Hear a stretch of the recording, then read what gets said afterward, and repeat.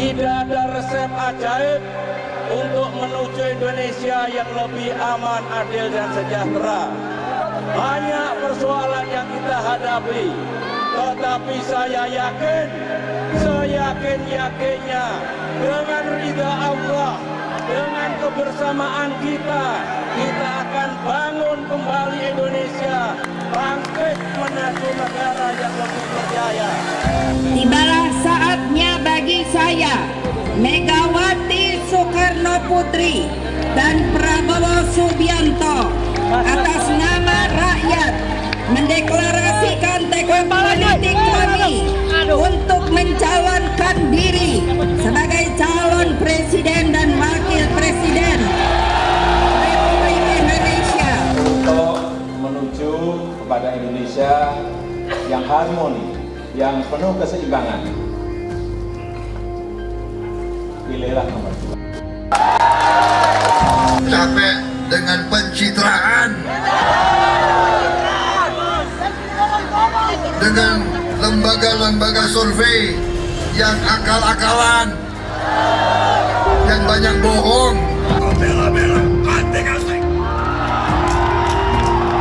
Pemilu 2024 nanti bakal menjadi hajat politik 5 tahunan yang kelima sejak pemilu langsung digelar kali pertama pada 2004. 2 dekade sudah rakyat Indonesia memilih secara langsung presiden dan wakilnya, termasuk kepala daerah, mulai bupati, wali kota, hingga gubernur. Sebelumnya, sejak tahun 1955 sampai 1999, pemilu digelar dengan beragam sistem dan sempat diikuti oleh banyak partai politik. Namun sejak 1973, pada masa Presiden Soeharto, partai-partai politik itu digabung ke dalam 3 rumpun, yakni Golongan Karya, Partai Demokrasi Indonesia, dan Partai Persatuan Pembangunan. Selama rentang waktu itu, presiden dan wakilnya dipilih oleh Majelis Permusyawaratan Rakyat atau MPR. Rakyat tinggal terima beres, sehingga tidak perlu ikut pusing apalagi gontok-gontokan yang berujung pada perpecahan. Saya memutuskan untuk menyatakan berhenti dari jabatan saya sebagai Presiden Republik Indonesia terhitung sejak saya bacakan pernyataan ini pada hari ini, Kamis 21 Mei 1998.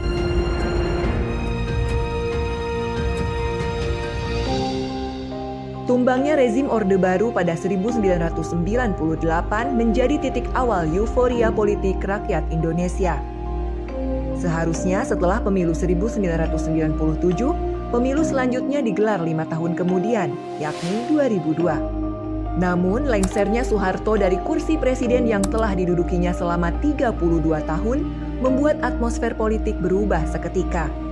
Pemilu selanjutnya pun dipercepat dan digelar pada 1999.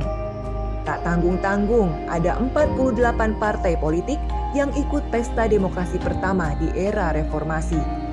Di era ini, presiden dan wakilnya masih dipilih oleh MPR. 5 tahun kemudian, tepatnya pada 2004, untuk kali pertama Indonesia menggelar pemilu secara langsung. Presiden dan wakilnya dipilih langsung oleh rakyat. Ada 5 pasangan capres-cawapres yang ikut dalam pemilu 2004. Mereka adalah Amin Rais Siswono Yudhoyono, Hamzahas Agung Gumelar, Megawati Hashim Muzadi, Susilo Bambang Yudhoyono dan Yusuf Kala atau SBY JK, dan Wiranto Salahuddin Wahid. Banyaknya pasangan capres-cawapres yang ikut kontestasi pada musim tersebut membuat pemilu 2004 harus digelar dalam 2 putaran. Di putaran pasangan yang dapat suara terbanyak adalah SBY JK dan Megawati Hashim Muzadi. Kendati PDI Perjuangan merupakan partai pemenang dalam Pileg 1999, pasangan Mega Hashim kalah oleh SBY JK yang dimotori Partai Demokrat yang baru lahir pada 2001. SBY JK mendapatkan dukungan suara sebanyak 60,62%, sedangkan Mega Hashim 39,38%. Kemenangan kedua diraih SBY dalam pemilu 2009 yang diikuti 38 partai politik. Bahkan Partai Demokrat yang baru berumur 8 tahun meraih suara terbanyak, mengalahkan partai-partai kolot seperti Golkar dan PDI Perjuangan. Dalam Pilpres 2009, komposisinya berubah. SBY JK yang sebelumnya bergandengan tangan, kini bersaing berebut suara. Ada 3 pasangan Capres-Cawapres yang bertarung dalam Pilpres 2009, yaitu SBY Budiono, Megawati Prabowo, dan JK Wiranto. Kendati diikuti 3 pasangan calon, Pilpres 2009 hanya berlangsung 1 putaran. Itu lantaran SBY Budiono menang telak dengan mendapatkan 60,80% suara, disusul Megawati Prabowo yang meraih 26,79% dan JK Wiranto 12,41%. Pada pemilu 2014, ada 2 pasangan calon yang berebut kursi RI 1 dan RI 2, yaitu Joko Widodo Yusuf Kala atau Jokowi JK dan Prabowo Subianto Hatta Rajasa. Pasangan Jokowi JK yang dimotori PDI Perjuangan menang dengan meraih 53,15% suara. Sedangkan Prabowo Hatta yang dimotori Gerindra mendapatkan 46,85%. Pertarungan serupa terulang pada Pilpres 2019. Jokowi kembali berhadapan dengan Prabowo. Tapi lagi-lagi Prabowo kalah dan menjadi kekalahannya yang keempat selama ia mengikuti agenda Pilpres sejak 2004, termasuk kalah dalam konvensi Partai Golkar. Kendati didampingi cawapres yang masih muda dan energik, yakni Sandiaga Uno, Prabowo tidak bisa mengalahkan Jokowi yang didampingi sosok sepuh bernama Ma'ruf Amin.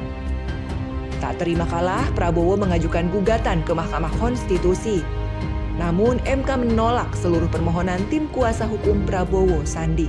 Kendati mengalami kekalahan yang berturut-turut, mulai dari konvensi Partai Golkar pada 2004 sampai Pilpres 2019, Prabowo masih berambisi untuk menjadi presiden.